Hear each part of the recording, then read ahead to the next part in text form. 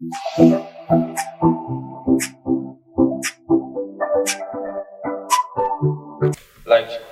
Madam Yvonne said rightly, last week we had a session here where this document came up in certain topics, and it seemed, yes, it's actually a gap because people don't seem to know much about the national referral mechanism, how it works, or the tools that are required for it to function. So in this session, we'll just run through what it is and how it works. The National Referral Mechanism is a collaboratory framework.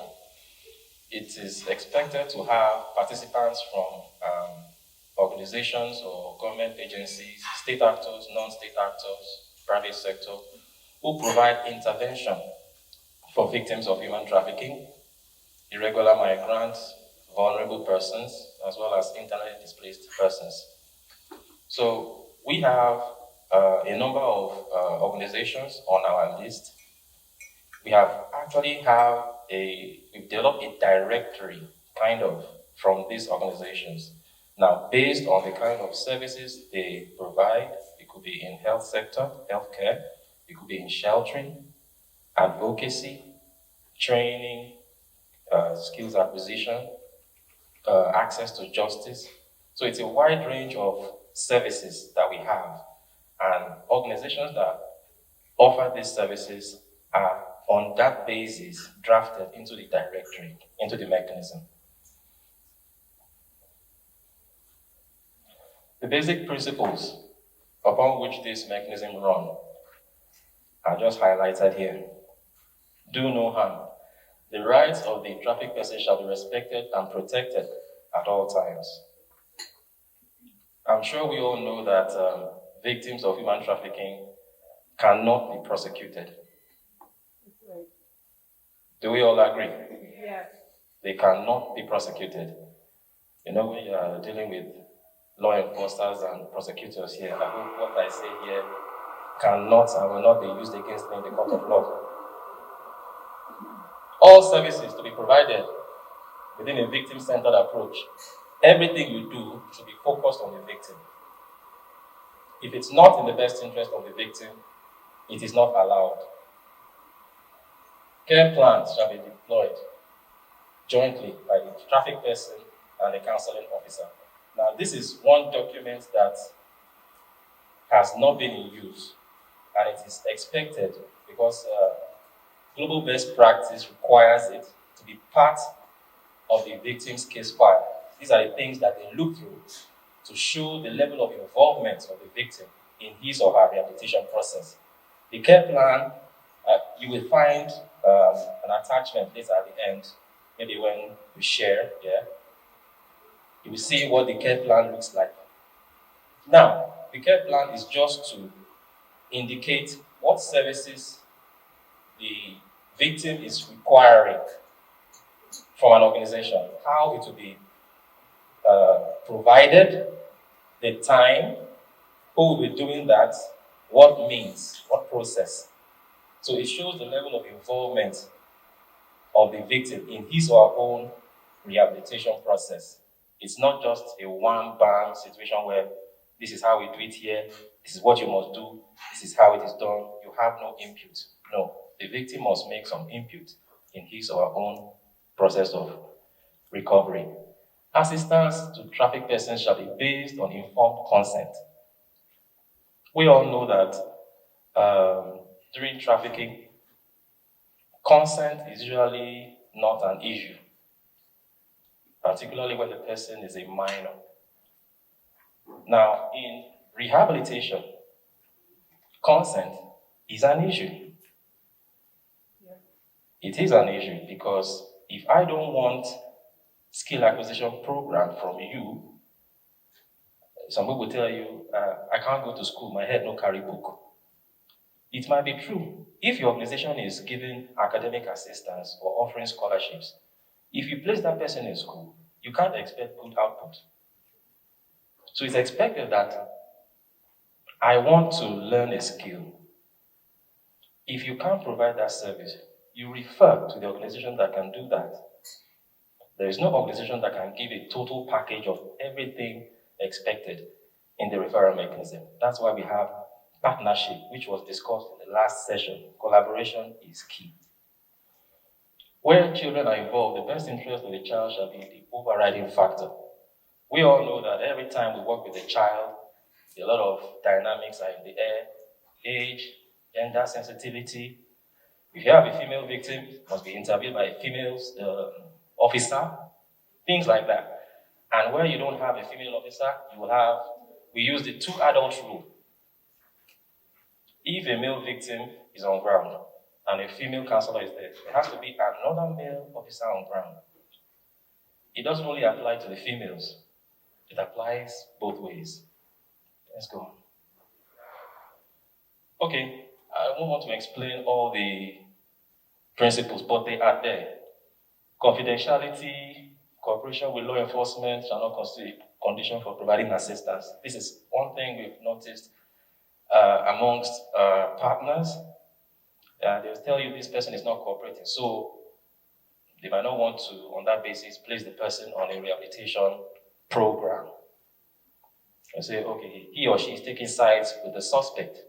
Perhaps he or she has compromised. And on that basis, you choose not to rehabilitate or empower this person. That should not be the case. Please let us take note. Gender responsiveness in non-programming, I've mentioned that earlier. You have to be gender sensitive when you're dealing with a female. Most times, the female officers should be the one handling the matters. When you're dealing with a male victim, most times the male male officers should be the one handling the matter. Data disaggregation.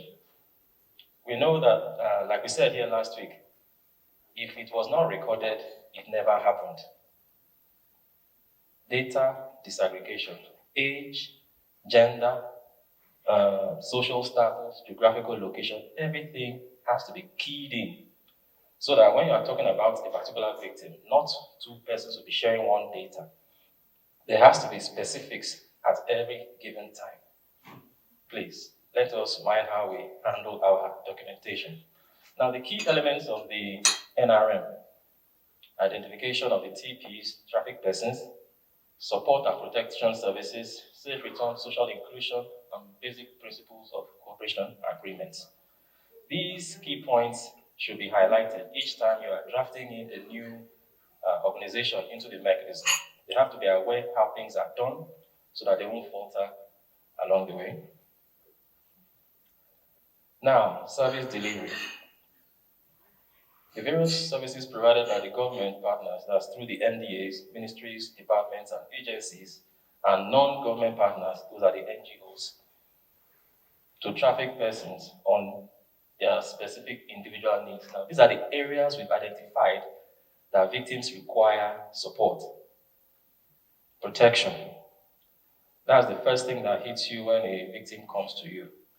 They need protection because they must have been abused during their experience, and they need that safe haven where they can become normal again. And we are there to ensure that that process is smooth and workable for them. Sheltering is part of that. Follow-up monitoring is equally part of that. Prevention. We know that the best way to tackle a problem is not just to attack it when it has already occurred. You nip it in the bud. Prevention is key. And that is why Naptip pays a lot of attention to public enlightenment. So just so you know, Thursdays usually are our sensitization days, where we go out there to sensitize people, inform them of the ills and problems human trafficking has generated in our society. So preventing the problem from happening itself is a way of treating the issue. If it didn't occur, then we are safe. And that is why Naptip have adopted 3 approaches. Investigators in the house will agree with me. Proactive, reactive, disruptive. Disruptive should be in between reactive and proactive. You are proactive, that is prevention, stopping it before it even happens. Disruptive, while it is ongoing, you intercept. Then reactive, perhaps it has happened, then we do what we call damage control. Rehabilitation. Now, this is my strong point. And this is capital intensive, I must tell you. And that is why we need more hands in the referral mechanism.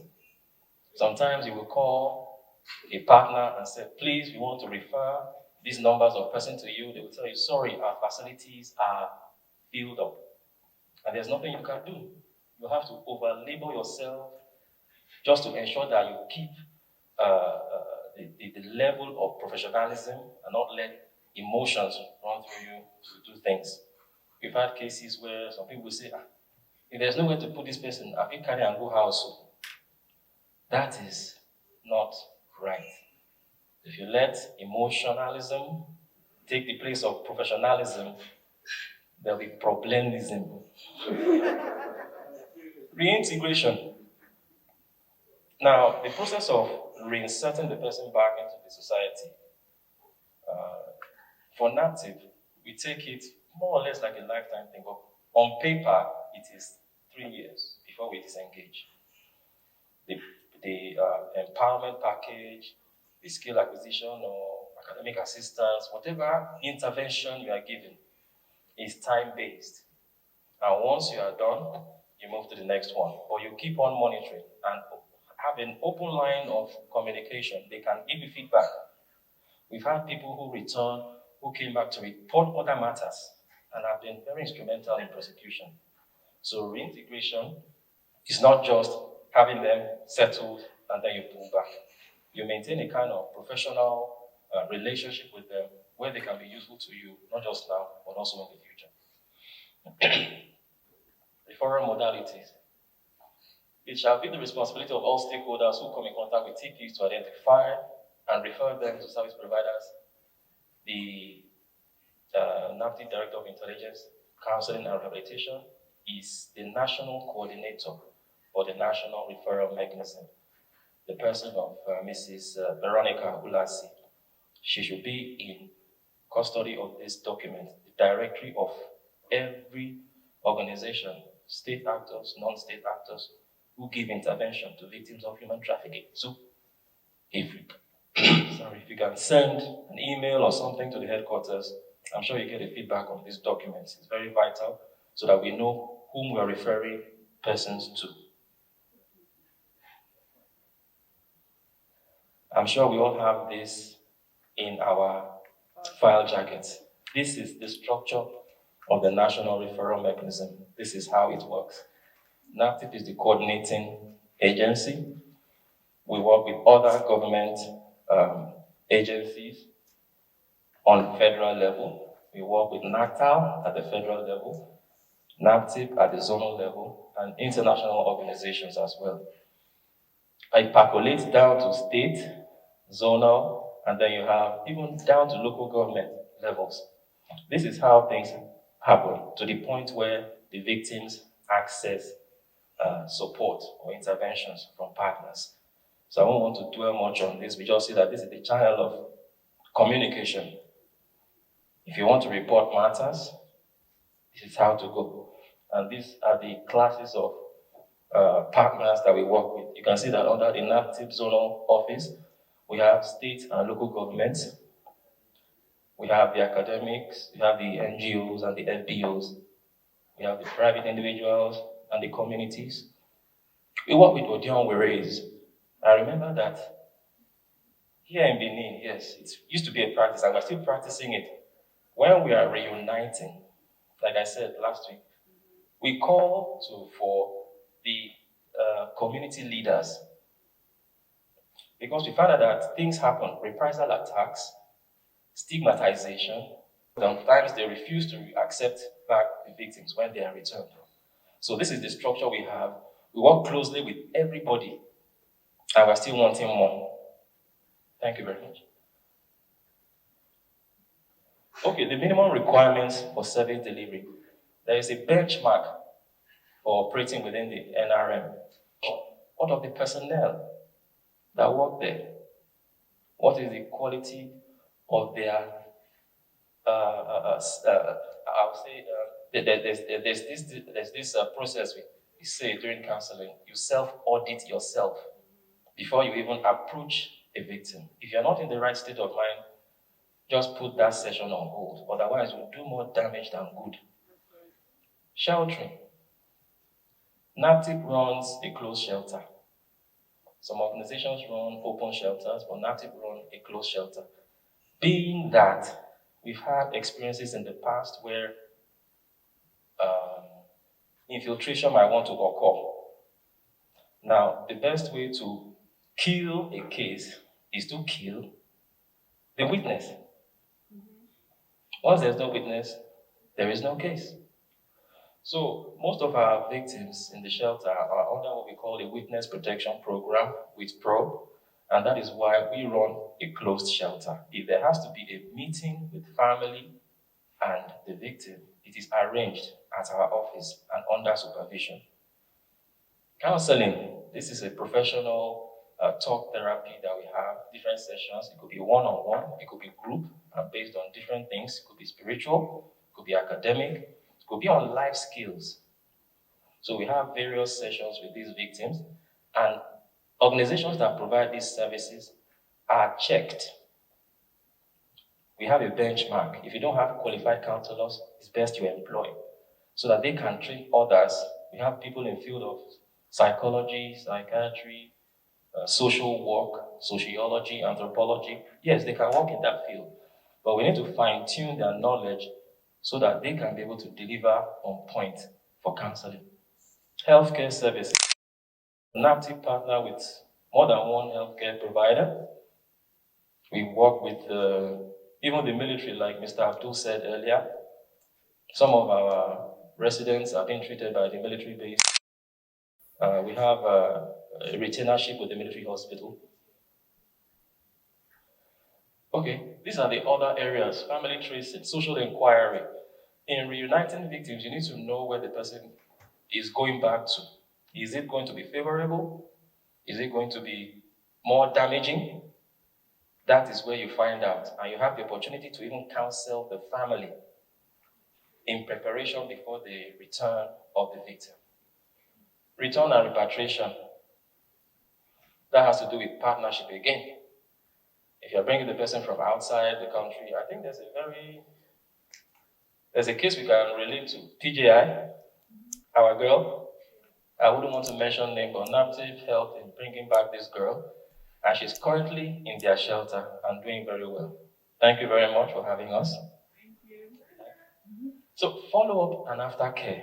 This is where a lot of people just let go. Once the person has been empowered, you just disengage. No. I'm proud to say that our follow-up mechanism has made it possible for Naptip to train victims of human trafficking, and some of them are actually officers with the agency as of today. In my department alone, I have 2, and they are both graduates in the university. Thank you very much. So it is something you might want to look into, not just help people and let them go. Follow them up. Some will come back and tell you, we want to work with you because you actually won their hearts. All right. These are the other tools that you may need to work with in your facility. Okay. Rights of trafficked persons. Okay. I'm sure the lawyers can easily relate to this one. That's why I asked for, please, anything I say here should not be used against me in the court of law. The rights of the victims should be upheld. Protection is key. That is whatever you do, they must be protected. Their names, their pictures, interviews, everything has to be protected. Okay? So, like I said, personalized care plan with their consent, yes, and they must sign. Service providers should be sensitive to the peculiarities of age, gender. I've mentioned that before as well. No discrimination. We know that in some places, religion, cultures, can come to play when you want to embark on some projects. We need to do some studies to understand how things are done in some communities before we embark on them. But in the national referral mechanism, we stay professional. No discrimination on whatever grounds. If this is a faith-based organization, and I think my faith is not in line with what obtains there, I can't be forced to stay there. Or if some kind of conditions are going to be attached to it that I have to follow your faith and I don't want to, I shouldn't be forced. I should access that intervention without conditions. Please, let us understand this. Okay? Reasonable steps should be taken towards protection of lives. Yeah? Protection. It is key in everything we do. Personal information should be kept. Okay? Personal information should be kept. Data. Please. There should be no leakage. Pictures, stories, names, or whatever should not be mentioned during interviews or stuff like that. Okay, now basically the service provider should abide with the code of conduct contained in the guidelines. There's a guidelines for the national referral mechanism to operate, and for service providers, those guidelines should please be entrenched in their operations so that their workers will not have excuses when things go wrong. The victims have obligations as contained in the section 3.2 of the Policy of Protection and Assistance. They equally have obligations to the organization they are referred to, not just Naptip. You don't just wake up and expect to be worshipped like a god or goddess. You run the place like your own home. You are, they say respect is reciprocal. You can't give what you don't have, all right? So give respect and you get it. But for us, respect is given first. We don't expect them to respect us first because they've been disrespected, abused. So the onus is on us to make them feel respected. You are a person and should be treated as such. So the obligations are there. I'm sure maybe the materials can be shared after this session.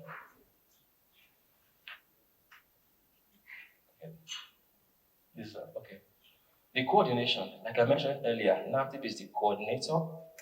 There's a coordination team. The national coordinator is the director of counseling in Naptip. Then there are 7 persons from these stakeholders, MDAs, NACTAL, and LEAs. Well, how they are selected, I do not know. I think that is a management issue. But the team members must be focal persons in their own various organizations so that they can be on point at any point in time. The coordinating team shall be replicated at zonal and state levels. So maybe South-South will have our own coordination team. I don't know how that will be structured, but NACT will have to champion that. I think we can kickstart that process from here. So let's have it in the oven. Now, okay, the government partners are from all levels of government, federal, state, and local. The NACTAL is the non-governmental organization. The umbrella body for CSOs that contains NGOs and NPOs. This is the coordination structure. Naptip is the coordinating office. We have a national coordinating team. Naptip at the zonal command, academic research institutions, NACTAL secretariat, the zonal office, the national MDA, state MDAs, just similar to how the NRM itself works. So, this will be available in print. Normally it should be on our website, but I checked recently and it's not there. So we'll make a case for that it should be put back up. These are the things that people want to access and see how things are done. Because if it's not there, they will feel we don't have something like this in operation. Cooperation agreement is just to tell us how we should strengthen partnership with other persons. And please, line out the areas you want support. You want them to make input, the kind of services they have to deliver, so that people will be cross-carpeting into other person's territory. This is where we stop. We are giving sheltering, and while sheltering, you want to give health services at the same time, and you don't have the wherewithal to do that. That is not right. Stick to one that you are good with. That's all? Okay. All right, these are the basic principles, structure of the MOU, things to look out for, the purpose of the MOU, the principles that guide it, the scope, how wide, how many services you are providing, the roles and responsibilities, evaluation, use of information. Now, this is another thing, consent. If you are going to use the information on a person, have it in writing. Let them sign. I feel like giving my story or going public about something. If you don't have their consent, there might be a problem. Like last week, we had 3 persons here who were very free, comfortable with giving their stories because their consent has been sought. They're actually willing to tell you if you are ready to listen. So please, it's not a matter of the person tell me, say, and then you just tell a journalist and then something goes off. I know the prosecutors won't take it easy. They say ignorance is not an excuse in the law. Monitoring and evaluation. Monitoring. We have the implementation of the NRM shall be monitored biannually. That's twice a year. I don't know if it's going to be within the first quarter or the second quarter now. Maybe it will be done in June, another one in December. That is management issue. There shall be an inbuilt monitoring system at all levels of the NRM using the tracking and TP feedback tools. We have a tracking form. Every matter referred to every organization has a tracking number. And the person who is receiving that intervention will be carrying that tracking number. Evaluation, completion of assessment tool by service provider. That's what I meant when I was talking about the self-audit thing. How have you fared? What have you learned? Do you have new ways of doing things? Then you can give a feedback to your organization on this. Verification of reports quarterly by national coordinating team.